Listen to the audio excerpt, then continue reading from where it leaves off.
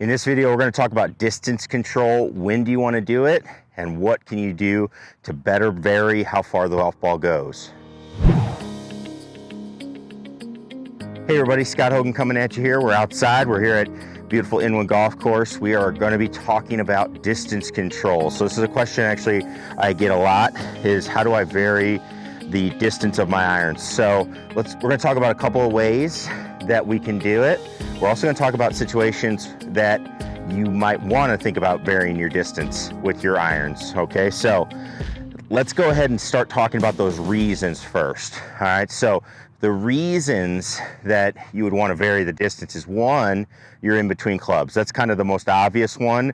You need to vary how far the ball is going to go because you've hit a shot and you're in between the two clubs that you could be picking. So you would want to be varying it because of that. The other thing you might want to do is because of wind. You might want to vary how far you're going to hit the ball because of how the wind is going. Keep the ball under control. That can be a huge deal as well. So those are two really, really big reasons. A couple of others are just you can start developing more controlled shots, right? Not going full bore all the time, and also being able to lay up to specific numbers so that way you know exactly how far the ball is going in so you can start to attack when you get to these positions. So those are a couple of reasons. We'll talk about kind of those reasons as we go through when we start talking about how we do this. So I'm gonna hit everything with a 7-iron. So for me, a 7-iron goes about 170, 175 yards, okay? Just depending on how the day is and how well I hit it. So when we start looking at controlling distance, okay, there's a couple of things that we have to look at. One, we can start looking at let's say I want to knock some yards off of the club, okay? And that's usually what we're talking about. Usually if you're going to try to hit more, it's a little bit tougher. But if we wanted to try to knock a few yards off, what's a couple of things I could do? Well, the first one would be ball position. When I start to want to control my distance, okay, I could have the ball, if this is my normal setup ball, just slightly ahead of center. What I can do is actually just move the ball back in my stance. What that's going to do is bring the ball flight lower. So the ball's not going to get up in the air, carry as far. It's going to bring that ball flight and bring it down a little bit as far as how far it carries. Now again, it's going to also work into a situation where it actually will help keep the ball lower, something that if you're hitting into the wind, that might be a really, really good thing to look at. So from there, what's another thing I could do to bring the ball flight down? All right, well, the next thing I could do is actually start choking up on the golf club, okay? When I used to play, I used to choke up for every inch, I would count that about 10 yards, okay? So if this is the normal length that I hold the golf club on the grip, if I choke up a little bit, and if I just hit a shot here, okay, what's going to happen is that ball flight's going to come down. That ball flew just short of the 175 sign, so right around probably 160 if I had to guess. So we would be able to see that that golf ball went a little bit shorter. What else happens though when you start to choke up? That ball came down in trajectory a little bit. So when you start choking up, again, you're going to start flattening out the ball flight just a little bit. So that's another thing you can do to start dialing down your golf clubs. Again, it's another great strategy. You know, we're here in Chicago. We've been having a lot of wind, especially at the start of the year. It's a great strategy to have when you're trying to play into the wind. The ball's not going to get ballooning up on you. It's going to stay under control. Yes, you're going to hit it shorter, but you're going to have more control and know exactly how far that distance is. So that's critical. So those are two ways we can actually start to bring your ball flight and bring the distance down and start to control it, okay? What's nice about both of those techniques is I haven't had to do really anything with my swing yet, okay? I'm basically hitting it the same way, you know, 90% of my total effort, you know, 100% being the max, and then just making sure I make really solid contact. By default, those are going to bring the ball flight down. So those are really nice things that you can do. Now, let's start talking about a couple other ways that you can actually alter your ball flight. So the other way is going to be curve, okay? This is a really, really common one.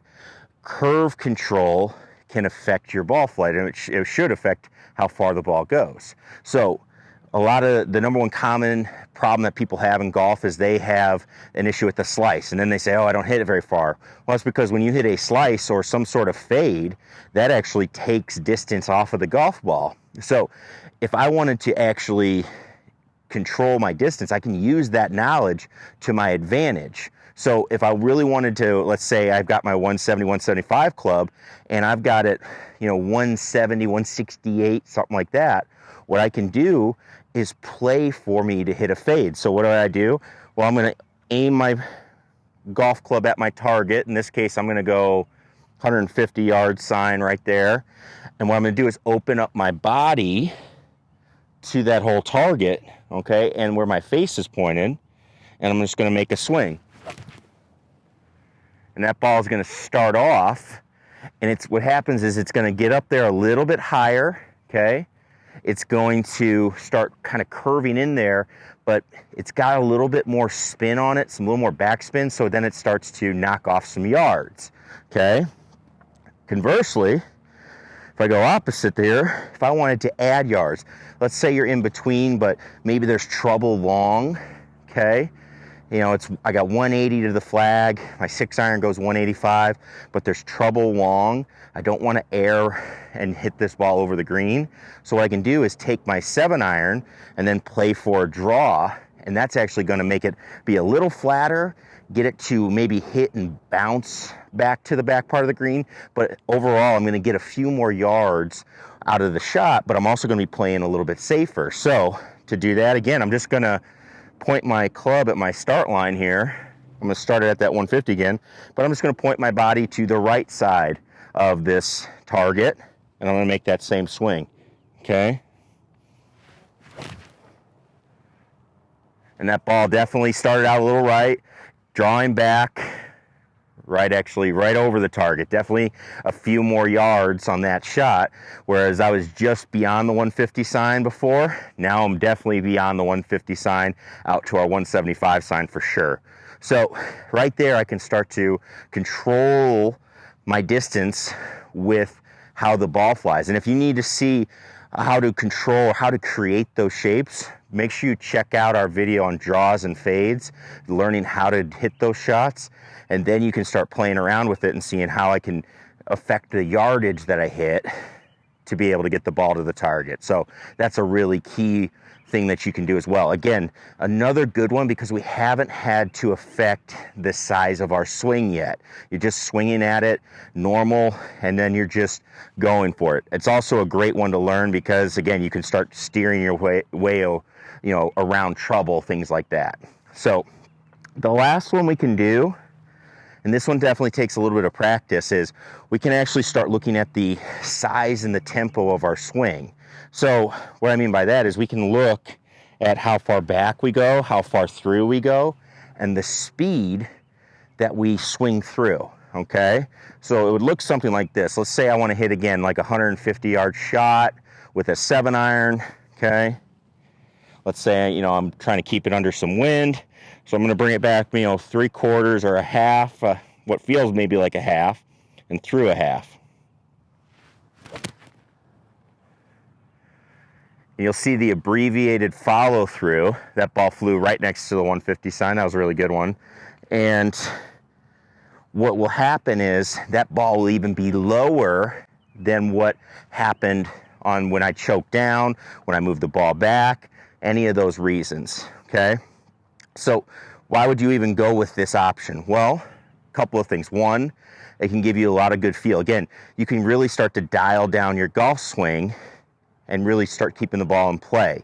It's a great shot. I use it a lot when I'm laying up on par 5s because, I just want to kind of hit one that's very controlled, get it to my number, go from there. I also use it a lot when I'm playing in wind, not only into the wind, but downwind. I love to keep the ball low when I'm going downwind. I don't like to get it up there and then see that ball just out of control flying. I want to keep it under control. So anytime I'm in wind, if I can slow down my swing or make it a little smaller, I'm going to be able to keep that ball a little more under control. It takes some spin off it, and that's always a good thing when you're playing in wind. So those are a couple of ways you can start dialing in your yardages.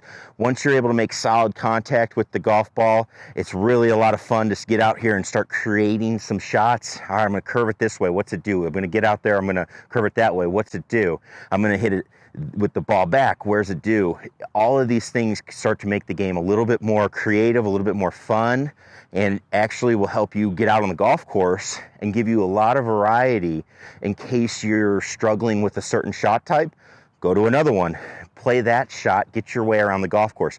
That's how professional players are so good, is they have a variety of shots. They have their favorite that they go to, but they have a bunch of different trajectories, a bunch of different speeds, bunch of different yardages they can hit clubs that they know they can go fall back on if they struggle. So it's a really, really cool way to practice and go. So hopefully this helps you understand how you can control yardages. This would go throughout the whole bag. This goes all the way down to wedges using the same exact techniques. It's just making sure you practice it, because there is a little variance between person to person. So definitely get out and try these different ways to adjust your game to control your yardages and see how it works for you. So again, thanks everybody for watching. Again, if you're not a subscriber, make sure you click that subscribe button down below. We'd love to have you as a part of the channel. Make sure if you have any questions or comments, please put those down in the comment section below. We're looking to answer any questions you have about the game, and we look forward to seeing you in the next video.